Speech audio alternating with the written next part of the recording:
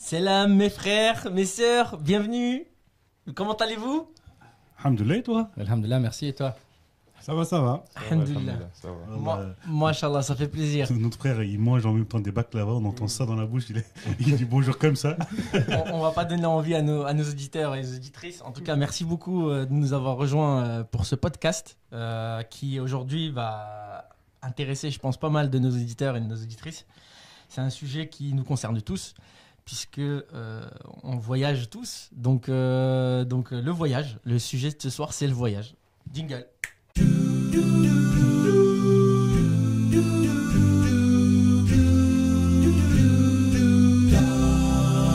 Le sujet d'aujourd'hui, par rapport au voyage, c'est un sujet qui me tient à cœur parce que bon, on est tous concernés par le voyage. Et du coup, il y a différents types de voyages, que ce soit des voyages personnels qu'on peut faire entre amis, qu'on peut faire dans le cadre du Hizmet, en général, ça arrive assez souvent, ou ça arrive aussi en famille, du coup, c'est plus souvent aussi en famille. En ce qui me concerne, je pense que on s'organise tous différemment. Chacun d'entre nous, on a tous des anecdotes à partager, et notamment au niveau du Hizmet, les voyages qu'on a pu faire jusqu'à présent. Donc moi, je me dis, déjà, la première chose, c'est qu'il y a différentes thématiques liées au voyage. C'est la préparation, déjà. Je voulais savoir comment vous vous préparez par rapport au voyage que vous organisez. Après, avant de préparer le voyage, il faut bien préciser le voyage qu'on fait avec les talibés ou avec la finalité. les chakos, les shakirs moi, qui ont nos propres âges. Déjà, quand tu pars avec les talibés, c'est complètement différent. Déjà, il faut réussir à les faire venir. C'est déjà le truc le plus important. Et là, je pense que, vu les regards, je crois qu'il y en a beaucoup qui ont galéré à faire amener des personnes. Effectivement, moi en fait c'est sur la finalité, la philosophie dans le Hizmet derrière les voyages. Donc dans un podcast précédent, nous avions parlé des camps, par exemple des maisons. Eh bien, si nous on veut avoir plus d'affinité, on veut être plus proche de quelqu'un, eh bien on va généralement organiser un voyage parce que c'est là où on apprend à se connaître, c'est là où on apprend à s'apprécier, à découvrir en fait, dans le bon sens ou dans le mauvais sens d'ailleurs. C'est ça. Si tu veux découvrir une personne, il y a plusieurs possibilités. C'est où tu voyages avec cette personne-là, où tu fais du commerce avec elle, où tu joues au foot. Surtout pour un garçon. C'est d'excellentes anecdotes. Dans le cadre du sport, c'est vrai que c'est super. Surtout au foot, parfois tu avais des jeunes, ou même des arabais. Oh, pendant le foot, c'est quelqu'un d'autre. Mais tu dis, non, c'est pas lui ça. Tellement, tu vois, la soif de gagner. En fait, le sport, c'est vraiment pour connaître la personne complètement, quoi. C'est pareil sur FIFA, sur les jeux vidéo. Tu vois ceux qui perdent et qui veulent pas lâcher l'affaire, pareil. Voilà, donc je voulais dire que le Hizmet, quand on faisait ces voyages-là, donc le but c'était ça, c'était passer un bon moment. Aussi, il y a une idée derrière ça, c'est montrer que l'on peut, en tant que musulman, voyager. Bon, ça va être un peu commercial, mais voyager halal, quoi. C'est-à-dire en faisant attention un peu. Et que le fait d'être musulman n'empêche pas de voyager correctement et de visiter le monde. Tu dis ça va être en gros bancal ou... Non, parce que c'est repris beaucoup le halal, le commerce un peu derrière. En fait, c'est ça. C'est par exemple aujourd'hui, c'est un site halal booking ou un truc dans le genre. Halal booking, tout à fait. Et les gars, ils cartonnent. Oui, mais ça me choque pas. Non, mais c'est important parce qu'aujourd'hui, surtout quand on voyage en famille, pas avec les talibés, c'est complètement différent, mais quand on voyage en famille, tu cherches un hôtel où, par exemple, un truc tout con, si tu veux aller près de la mer ou autre, tu cherches un hôtel qui accepte les burkinis pour que ta femme puisse nager aussi tranquillement. Ou tu cherches un restaurant qui fait un hôtel qui fait du halal ou qui ne vend pas de bière. Après, ça dépend par rapport à le niveau d'exigence que tu as. Mais pour revenir au voyage avec les jeunes, si déjà tu as pu tous les ramener qui sont tous d'accord, je dirais la première préparation, la première chose la plus importante, c'est de trouver une voiture. Ah oui, effectivement. Il fallait être très débrouillard pour trouver une voiture parce que déjà quelqu'un qui a le permis aussi. Il y a toujours un pauvre arabe, il est toujours partant, tu vois. Et souvent, malheureusement, en plus, il y a eu des accidents, il y a eu des problèmes avec sa voiture. Mais lui, toujours, il donne sa voiture. Ou sa voiture a des problèmes mécaniques. Voilà, ça va bien. Donc tu tombes en panne sur la route. Ah, mais moi, j'ai une méga anecdote sur ça, bon, après. Sur le voyage. Non, mais revenons-en par rapport à la préparation, du coup, que ce soit avec des talibés ou même familiale, en famille, avec les enfants. C'est vrai que c'est toute autre organisation pour préparer. Et du coup, pour la préparation, une fois que on s'est mis d'accord par rapport à là où on va aller déjà, et le fait que ce soit adapté, tant en termes que on va pouvoir manger, ce qu'on va pouvoir rester, si on est en famille, est-ce que c'est propre, est-ce que voilà, typiquement on va pouvoir prendre un Airbnb ou pas, il y a des choses qu'on connaît pas hein, dans le cadre, et du coup si c'est pas adapté au contexte familial ou au contexte des jeunes qu'on va pouvoir accompagner lors du voyage, bah c'est pas adapté et on se tire une balle dans le pied, hein, j'ai envie de dire, hein, si on ne le prévoit pas. Parce que si on. Déjà, le truc le plus important pendant le voyage, c'est de préparer les sujets sur lesquels tu vas discuter avec les jeunes aussi. En gros, c'est préparer les assises, mais ça va pas être sous forme d'assises, mais sous forme de discussion. En gros, c'est comme les podcasts. Là, tu vois, nous, on fait pas des assises là, mais on fait sous forme de discussion. On essaye quand même de faire passer un message et d'aider les personnes, quoi. Déjà, préparer ça et surtout aussi préparer. Avant c'était des cassettes ou des MP ou des CD, maintenant c'est la clé USB, c'est préparer les chansons, parce que ça aussi c'est super important, parce que si tu commences à partir sur des chansons, parce que avec les jeunes tu essaies d'avoir un côté spirituel, une ambiance spirituelle pour que les jeunes aussi puissent se lâcher, en gros on va dire, et aussi profiter de ce moment là, de ce voyage dans un cocon halal, quoi. Ah ouais, je savais pas que vous faisiez tout ça. non, mais clairement, par Le rapport silence des mosquées. ouais, c'est ça, le silence des mosquées. Il voulait être musulman, il voulait l'être tout le temps. Son cœur était rempli de joie. Machallah. On sent le... Voilà, si tu l'aurais pas coupé, il allait continuer. Machallah. Et donc, non, mais par rapport au voyage, ce que je voulais dire, moi, c'était... là, voilà, il m'a fait oublier ce que je voulais dire, notre cher ami chanteur. C'est le fait que déjà, pour notre voyage qu'on s'organise, si on y met déjà, ne serait-ce que les 5 prières en groupe, commune, avec le tesbihat, on va dire les zikrs quotidiens qu'on fait durant la journée, le fait de se déplacer ou visiter chaque jour un lieu, on va dire, adapté, touristique, ou voilà, de la ville où on va voyager, bah, très clairement, je pense que déjà, c'est une belle journée assez chargée. Si on y doit intégrer aussi les repas, où est-ce qu'on mange, qui prépare, etc. Un lieu du Hizmet aussi. Voilà, On va essayer de faire. voilà, bien mais, sûr. Mais là, dans ce que tu as dit, il y a tellement de détails et d'anecdotes. C'est surtout par rapport aux prières. Parce que tu as 2 sortes de prières pendant les voyages. C'est ceux que tu fais sur la route et ceux que tu fais une fois arrivé. Parce que quand tu voyages, tu peux trouver un Darsané ou une mosquée dans une ville ou autre pour pouvoir faire ta prière. Mais le pire, c'est sur la route. En gros, déjà, dans les stations essence, va prendre tes ablutions. L'autre jour, j'ai un abbé, il me dit, ils ont pris des ablutions. C'est on va dire des personnes un peu plus grandes que nous. Ils ont pris les ablutions et juste après, tu as la femme de ménage qui est arrivée. Et quand tu prends les ablutions dans les stations-service, déjà, elle pète un câble parce que ça mouille le sol et tout. C'est problématique. C'est pour ça qu'il faut faire très attention et même ne pas laisser sale. À chaque fois, exactement. Là, on a une assise qui a été publiée. Sur la propreté, tout à fait, qu'on vous invite à écouter. Exactement, ouais. De ces auditeurs et auditrices, c'est un super assise d'un de nos frères, donc important d'aller le voir. Et même surtout de faire en sorte que les prières, on puisse les faire en sorte de pouvoir les coupler, on va dire, pour pouvoir faire les prières. Parce que vu que généralement en France, on va en aller où? En Allemagne, en Belgique, Hollande, au sud de la France, ou Paris, ou les Alpes pour ceux qui descendaient de Paris pour faire du ski. Du coup, en tant que musulman, on a beaucoup de chance d'avoir ces stations-service qui nous permettent de faire nos prières lors des trajets.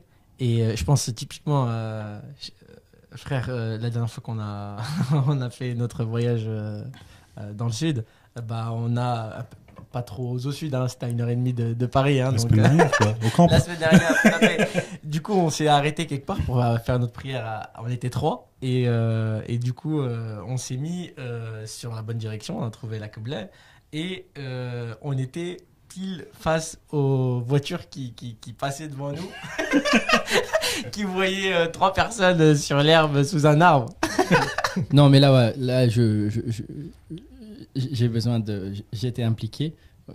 C'était quand même une station-service fermée, donc il n'y avait pas non plus autant de monde. Et sur ce point-là, je pense qu'il ne faut pas être en mode provoque et faire attention, justement. Le plus possible, aller souvent dans une aire de repos pour prendre les ablutions, pour être tranquille. Et souvent, dans les aires de repos, il y a des forêts. Et donc là, personne ne viendra vous embêter.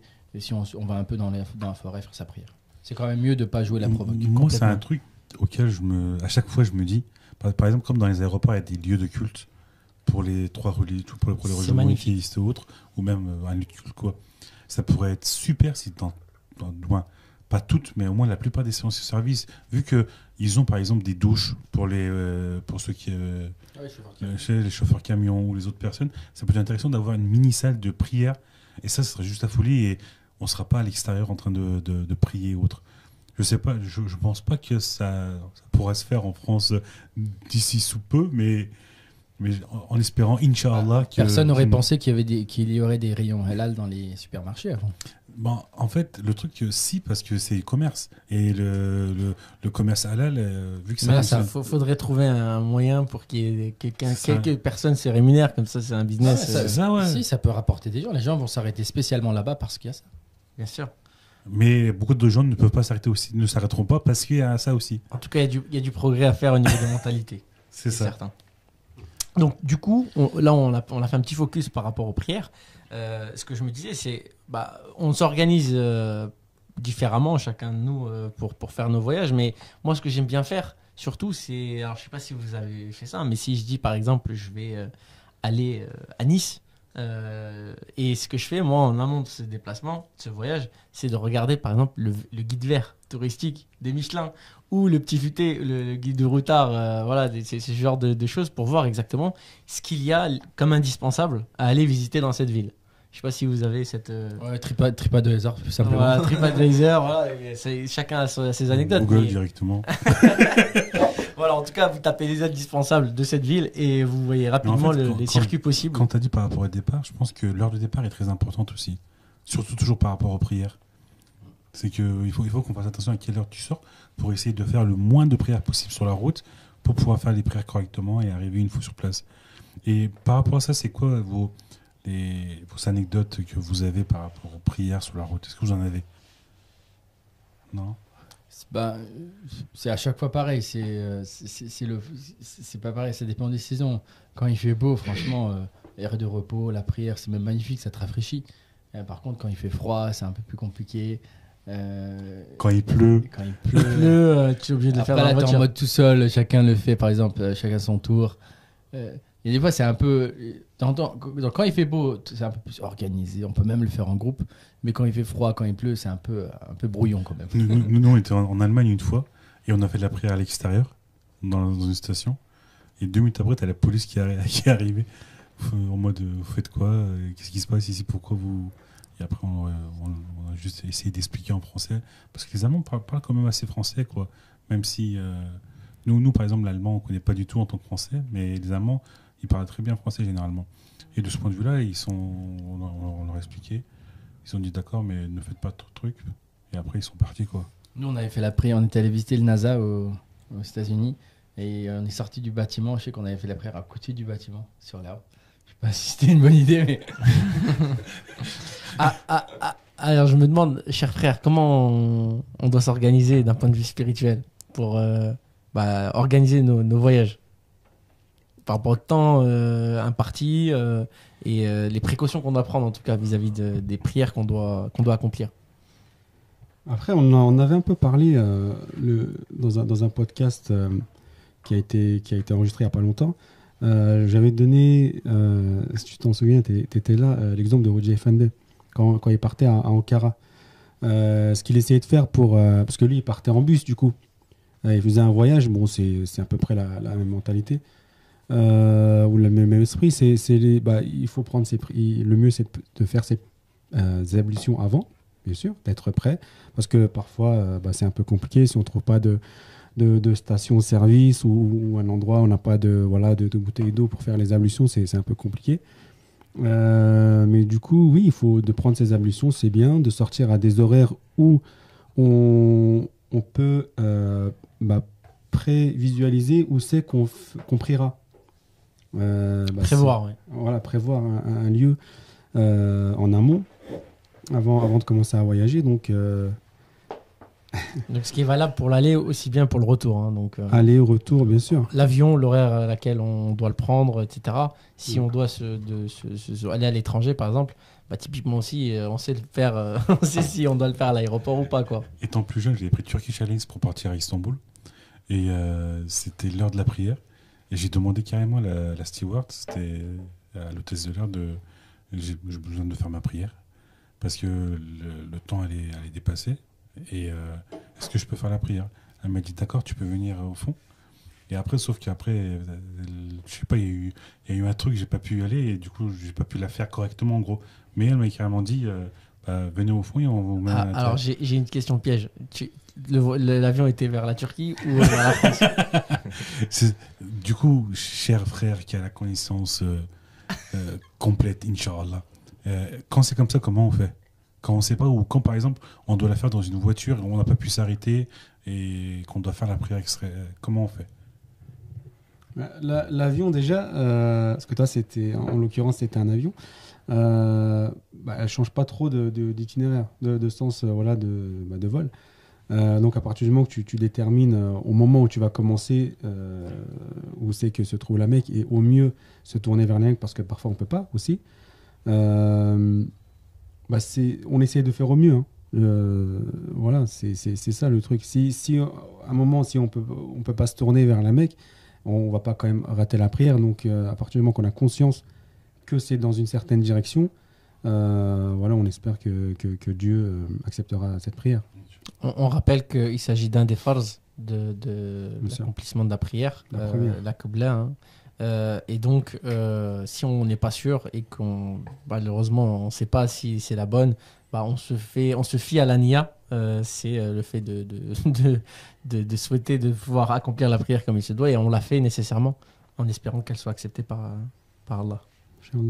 Et aussi un point sur lequel on m'a demandé de toucher un mot, c'est une facilité qu'il y a pendant les voyages notamment, c'est de mettre des messes.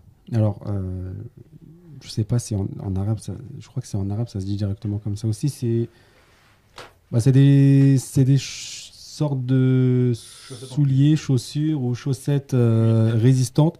Il y a certaines propriétés qu'il doit avoir, donc l'eau ne doit pas passer. Si on le laisse debout au sol, il doit tenir en fait, il doit pas complètement se relâcher. Et voilà, il doit y avoir une certaine résistance, solidité. Ça permet de faciliter les ablutions. C'est plus facile à les prendre. Mais typiquement, ce mess existait déjà au temps du prophète Mohammed sallallahu alayhi wa sallam? Ou c'est quoi ce mess en fait? Moi, je me pose des questions. Ça... Je te pose une colle. Très bonne Hein. question, ouais, je sais pas. Non, mais c'est pour ça. Je Non. sais pas si c'est une innovation ou c'est quelque chose. Non, comment ça a été inventé en fait? C'est ça, certainement pas une innovation. Non, mais Voilà. comment sur tout ça facilite les ablutions en fait? Je vois pas trop. En fait, je connais pas. Si tu veux, imagine une chaussette, Ouais. une chaussette à part entière, mais qui est plus rigide, si tu veux, qui ressemble un peu à des chaussures finalement. En fait, c'est fait généralement en cuir. En cuir. Ouais.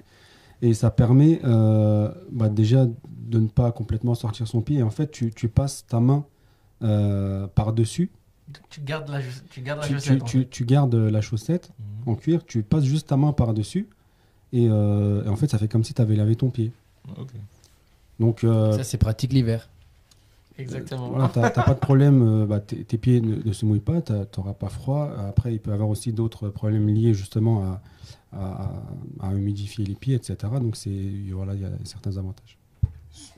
Ceux qui se disent juste où est-ce que je peux trouver des messes parce que c'est très difficile d'en trouver sûrement en France, sur Amazon ils en vendent pour ceux qui voudront en acheter. La dernière fois j'en ai acheté l'hiver dernier et il vient directement de Turquie. En gros, vous pouvez commander via Amazon. Petite parenthèse commerciale de notre frère. Non frère, j'ai pas des pourcentages ou autre quoi. C'est juste pour aider. Et il a des parts sur Amazon. Non, je voulais aussi toucher un mot sur les voyages, mais sur les voyages eux-mêmes en fait, sur la philosophie. Moi personnellement, avant de rencontrer le Hizmet, on voyageait pas. Pour ne pas dire la chose à moitié, on voyageait pas. Donc en fait, ça nous a, le Hizmet m'a emmené en Belgique, en Hollande, en Allemagne. On a essayé d'organiser en Espagne, mais on n'a pas pu y aller, mais on aurait pu. Donc ça contribue vraiment à cette ouverture d'esprit où parfois on entend aussi souvent des personnes qui ne sont jamais sorties, ils n'ont pas dépassé les 20-30 km autour de leur lieu d'habitation. De leur village si c'est un village. Donc voilà, sachant que aussi dans le Coran, Dieu nous incite à voyager, à voir, à prendre des graines entre guillemets de ce qui s'est passé, de l'histoire et de visiter certains lieux. Donc voilà, je pense que ça nous a ouvert l'esprit à ce niveau-là. Bah, moi j'ai une anecdote, bon, c'est celle de ma grand-mère. Qu'Allah lui accorde une place au paradis, elle est parmi nous aujourd'hui. Elle a voyagé pour la première fois en France de sa vie à l'âge de peut-être à 60, dans les 60 ans, 65 ans. Et du coup, à l'aéroport, quand elle est descendue de l'avion, elle a rencontré pour la première fois, elle a vu une personne mate de peau, donc qui était noire en fait, hein, et elle s'est dit en fait, le pauvre, il a brûlé, il est malade, qu'est-ce qui lui arrive, il faut l'aider. Et donc c'était la première fois qu'elle sortait. Et donc elle était là dégoûtée, il faut l'aider, il faut faire quelque chose. Et donc c'était la première fois qu'elle découvrait une personne qui est mate de peau. Et donc voilà, c'est l'ouverture d'esprit, c'est la première fois qu'elle sortait lors d'un voyage, quoi. Donc subhanallah, le fait de sortir, de voir de nouveaux horizons, etc., c'est super important. Et ça permet aussi d'ouvrir l'ouverture d'esprit et d'aller rencontrer aussi des personnes. Hein. Oui, moi, je pense surtout au niveau de l'ouverture d'esprit. En fait, quand on ne voyage pas, on pense vraiment que le monde et l'univers tournent autour un peu de nous, en fait, de notre petit monde. Sauf que quand on voyage, on se rend compte que finalement, donc ça c'est les avantages des voyages, on se rend compte qu'il n'y a pas que nous. Il y a aussi d'autres choses, d'autres priorités que notre petit monde. Moi j'ai aussi vécu dans des quartiers. Donc quand on voit, si on voit des personnes pauvres notamment, des personnes qui ont d'autres difficultés, d'autres problèmes humaines. Donc après on commence à dépasser justement certaines petites choses qui peuvent bloquer nos esprits quotidiens. Oui, je suis d'accord avec ce que le frère vient de dire. Les voyages nous permettent de découvrir différentes choses qu'on ne connaissait pas et tout. Par exemple, nous, je suis originaire du Bénin. On avait fait un voyage pour visiter l'école du Hizmet qui se trouve au Togo. C'est un pays voisin. Nous, quand on était chez nous, on se disait oui, on était dans une bonne école, on était là, on avait quasiment tout, on était contents. Mais quand on est arrivé au Togo, on a vu le matériel qu'il y avait au Togo, comment les chambres des étudiants étaient, comment l'école était et tout. On a dit, ah là là, on veut ça aussi. On a dit, ah là là, on veut ça aussi. On a dit à nos habits que de bien regarder, de prendre note. Moi, j'attendais avec suspense de savoir, j'ai cru que tu allais dire, et là on s'est rendu compte qu'on était dans une super école. Vous n'avez rien. Et en fait, c'était l'opposé. Et la manière dont tu l'as dit, on ne savait pas. Hein. Mais peut-être que déjà ton école était aussi bien que oui, elle mieux était bien, oui. Par rapport à d'autres écoles où là où tu étais. Justement, c'est ce qui nous faisait sentir ça, parce que c'était mieux que les autres écoles du pays, par exemple. Mais quand on a visité, on a vu en fait que ouais, il y a bien mieux. On était sidérés. Ça fait rêver. Oui, ça fait vraiment rêver. C'est un truc du Hizmet en fait aussi, c'est que quand on fait les visites, ces voyages-là, on essaie tout le temps de visiter des endroits, des lieux, des associations, des locaux du Hizmet où des actions qui ne se font pas dans notre pays se font. Et c'est là où ça nous donne vraiment l'avantage et vraiment ça dit nous si on peut faire ça, si nos frères l'ont fait ici, par exemple l'école l'école des étoiles en Belgique, c'est une école depuis des années, c'est une des meilleures écoles de Belgique et autres, ou même dès qu'on allait aller à l'époque en Allemagne, dès qu'il y avait Saman Yolo Avrupa, où il y avait les imprimeries de Zaman là-bas. Ça aussi c'était la folie, ça nous faisait rêver dès que tu voyais. Tout le monde sur le studio a pris sa place pour prendre une photo. On a tous là-bas. Il y a toujours à chaque fois qu'on faisait des visites comme ça, ou par exemple, je me rappelle, en Allemagne, il y avait les hôtels, où le dernier étage, c'était une grande salle comme ça, où il y avait des check-out sur tout le côté. En gros, c'est le grand endroit pour faire les sorbets, et aussi pour faire les prières et tout. Moi, j'ai un très bon souvenir de quand j'étais en terminale. Noabé nous avait invités pour un voyage de découverte en région parisienne pour voilà, se projeter sur la vie étudiante, etc.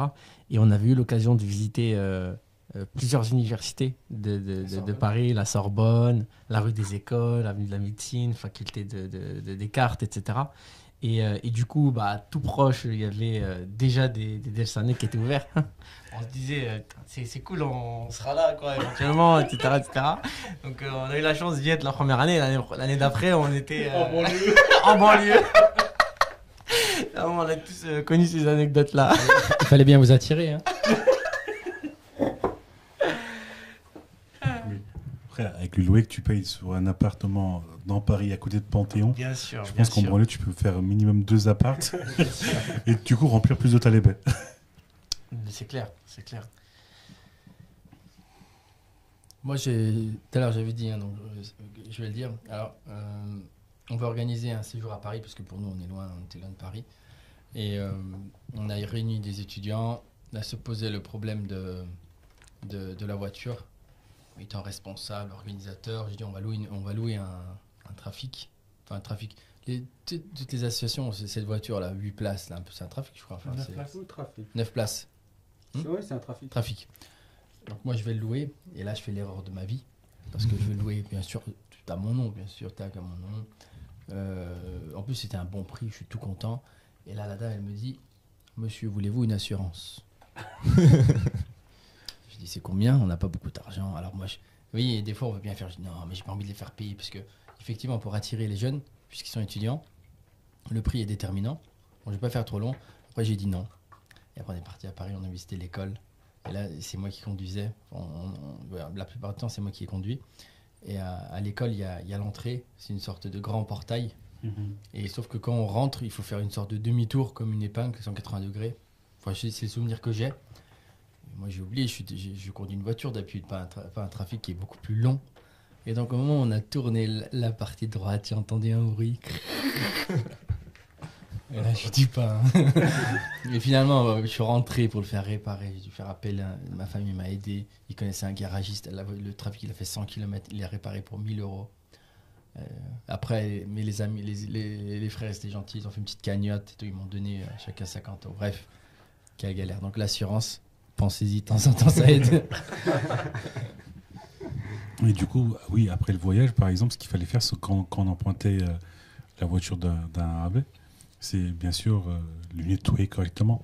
Parce que déjà, généralement, on arrive à la dernière heure avant que tu déposes des talibés pour qu'ils rentrent chez eux pour les cours. Du coup, le AB, il faut vite lui rendre sa voiture aussi.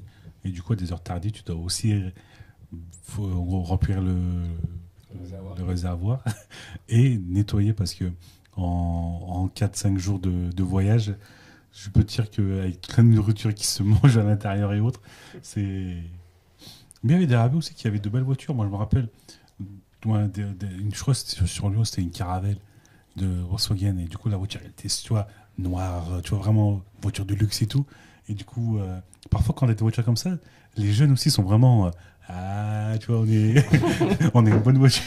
Non, cette anecdote, j'en ai une super. C'est un AB qui devait nous récupérer pour aller à un camp justement sur Strasbourg. Et quand il nous a récupérés, bah, on a eu la chance, stupéfaction, que ce AB avait été venu en A8 l'année dernière. Et il avait la chance d'avoir un beau-père qui était, comment dire, il avait un garage auto. Peut-être qu'il se reconnaîtra. Et donc, voilà, on a vu. Et donc, il nous avait mis entre nos mains la A8 pour le ramener jusqu'à Strasbourg. Et lui s'est mis à l'arrière à dormir jusqu'à la fin du trajet. Donc, voilà, des super anecdotes comme ça, c'est marrant.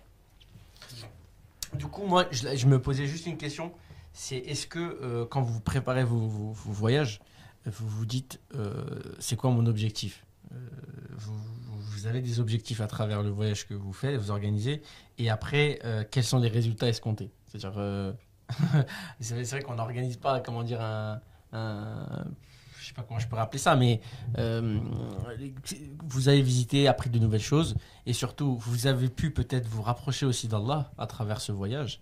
Et donc, est-ce que vous gardez ça en tête? C'est vrai que. En fait, je pense que c'est un truc qui se fait automatiquement parce que, vu que déjà le fait que l'intention du voyage, c'est ça. En gros, c'est cette partie-là, c'est de se rapprocher des jeunes, c'est de faire un voyage avec ces jeunes, partager du temps avec ces jeunes, mais aussi de montrer les beautés du Hizmet qu'il y a autour du monde, parce que nous, on peut parler en Europe, mais beaucoup de personnes sont parties aussi à Istanbul pour pouvoir voir cette beauté-là. Et en fait, le jeune, parce que le voyage se fait pas au premier abord. C'est une fois que le jeune avec lui, tu as commencé à passer du temps, que la personne connaît le Hizmet et commence à avoir des intentions, en gros, pour faire le bien dans le monde, il faut que tu puisses lui montrer que c'est déjà arrivé, que ça existe, et lui montrer à quoi ça ressemble, quoi. Et du coup, je pense que juste ce fait-là, de voir que il y a moi, par exemple, en Belgique, je me rappelle, les Arabes avaient un grand complexe, c'était un yurt, en gros. C'est ça, un immeuble entier, où le dernier étage, il y avait un complexe sportif dans l'immeuble, où tu avais plein de salles de sport, je sais plus s'il y avait je crois qu'il y avait même un sauna ou un truc comme ça, où il y avait vraiment...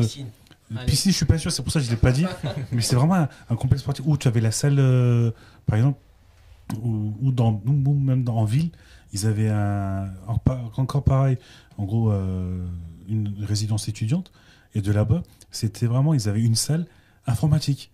Mais c'était pas une salle informatique toute bancale. Déjà, l'appartement était super fou, en mode duplex, sur plusieurs trucs et tout.